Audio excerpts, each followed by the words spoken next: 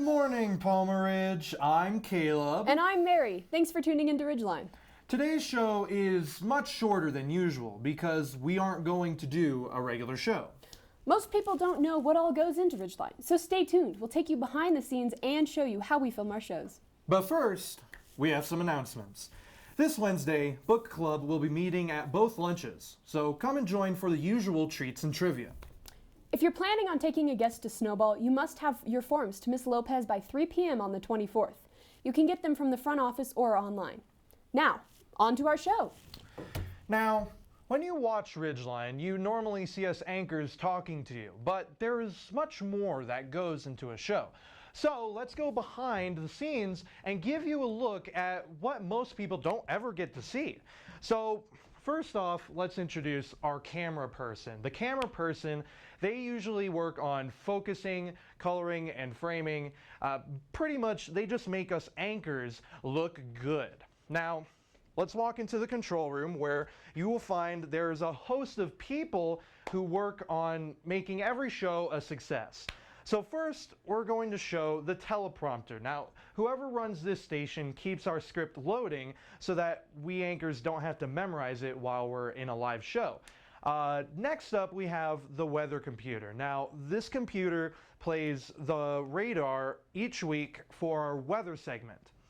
Up next, we have our audio operator. Now, the audio is responsible for making sure that everyone sounds good and, so that we don't sound too quiet or too loud during a show. And finally, we have our TriCaster operator. Whoever works on this little station switches up camera cues and puts in transitions in between. Now, that may not make a whole lot of sense, but how about we show you by transitioning to Mary, who is back in the studio. We wouldn't have much of a show if we didn't cover news, school, and community events. We try to make our projects as interesting as possible, so your first 5 minutes of your second period is enjoyable as it can be. Now, after each of us choose a project, we go out and cover the event. That involves filming the necessary video. Here you can see Garrett shooting a stand-up in front of the Pioneer Museum in Colorado Springs that will be in one of our upcoming shows.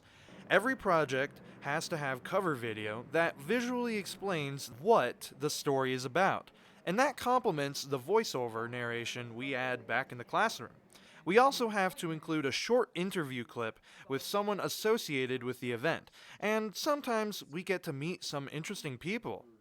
With all the filming finished and a script written and recorded, it's edited together in what's called a news package.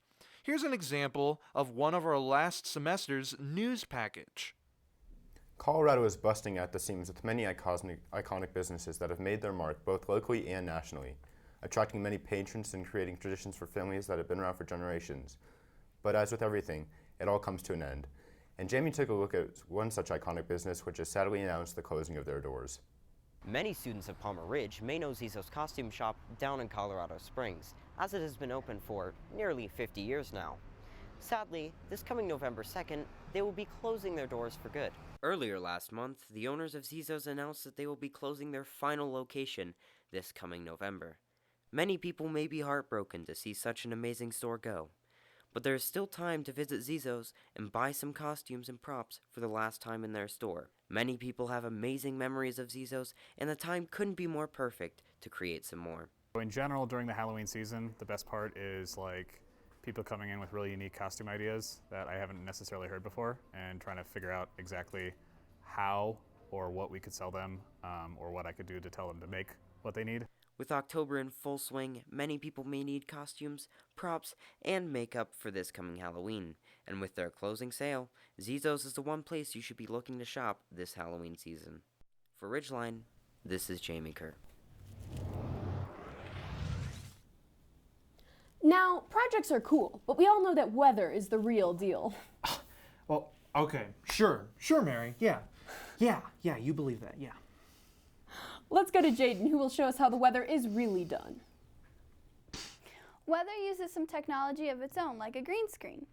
A green screen makes it so we can put up any image behind us. We can put up the satellite image. The satellite images shows us what kind of weather is going on in our country.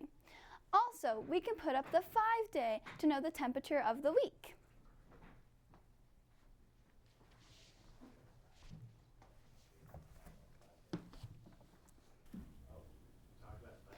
The 5-day shows us what kind of weather is going to happen. You can see the Monday, Tuesday, Wednesday, Thursday, Friday. We are expecting snow this week on Wednesday and Thursday. Wow.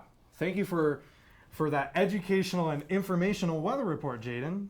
Thanks, Caleb. I'm looking forward to a great semester as Ridgeline's weather woman. Well, I expect great things. Before we go, we had a technical issue last semester, and we were unable to show one of our pictures from the last show. Harris Cunningham sent us a selfie of Miss Brady's calc class during the fire drill in December. Wait, hold up. Is that kid eating a Pop-Tart? Yeah, that looks like a Pop-Tart to me. Well, that's all we have for this show. And thank you for tuning in. And we'll see you guys next week as we begin our regular shows. And remember, Go Bears.